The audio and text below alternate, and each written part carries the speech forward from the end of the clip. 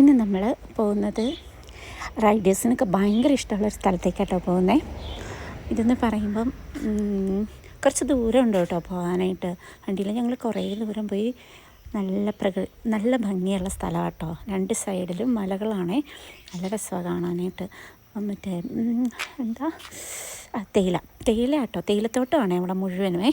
ഇതുണ്ടാവും ഈ വഴിയൊക്കെ കണ്ടോ. നിങ്ങൾ ഓർക്കും ഞാൻ ഇത് കുറേ നേരം ആയല്ലോ പോണു, എങ്ങും എത്തിയില്ലല്ലോ എന്ന്. പക്ഷെ ചെന്ന് കഴിയുമ്പോൾ ഉണ്ടല്ലോ കുറേ ദൂരമാണ്.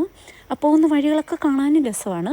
പക്ഷെ നമ്മൾ ഈ പറയുന്ന പോലെ ചെന്ന് കഴിയുമ്പോൾ അങ്ങ് ഭയങ്കര ഇതൊന്നും വിചാരിക്കരുത്. പക്ഷെ ചെന്ന് കഴിയുമ്പോൾ നല്ല കാമൻ കൂളായിട്ടുള്ളൊരു സ്ഥലമാണ്. കാണാവേ ഞാനുണ്ടല്ലോ. പിന്നെ ഇതിൻ്റെ ഒരു വെച്ച് കഴിഞ്ഞാൽ നമ്മൾ ഇവിടെയും ഷൂട്ടിങ് നടക്കുന്ന സ്ഥലം തന്നെയാണ് കേട്ടോ. ഇവിടെയും ഒരുമാതിരി കുറേ സിനിമകൾ ഷൂട്ട് ചെയ്തിട്ടുള്ളൊരു സ്ഥലമാണ്. പിന്നെ ഈ പറയുന്ന റൈഡേഴ്സൊക്കെ, ഞാനിത് ശരിക്കും പറഞ്ഞു കഴിഞ്ഞാൽ നമ്മൾ റൈഡേഴ്സൊക്കെ ഇതിലിട്ട് കണ്ടിട്ടാണ് ഞങ്ങൾക്ക് ഇവിടെ പോകണമെന്ന് പറഞ്ഞിട്ടാണ് അവിടോട്ട് പോകുന്നത്.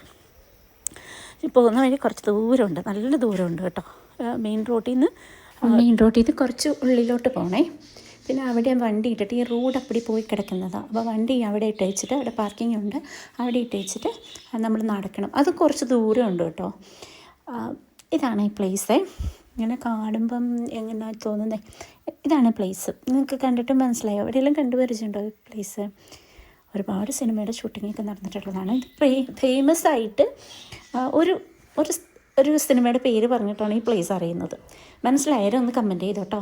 അപ്പം ഇതാണ് സ്ഥലം. നമ്മുടെ ചാർലിക്കുളമാണേ.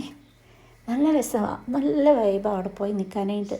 നടന്നു പോകുന്ന വഴികളൊക്കെ കേട്ടോ കാണുന്നത്. ഇവിടെ ഞങ്ങളൊരു ആഫ്റ്റർനൂണാണ് പോയത്.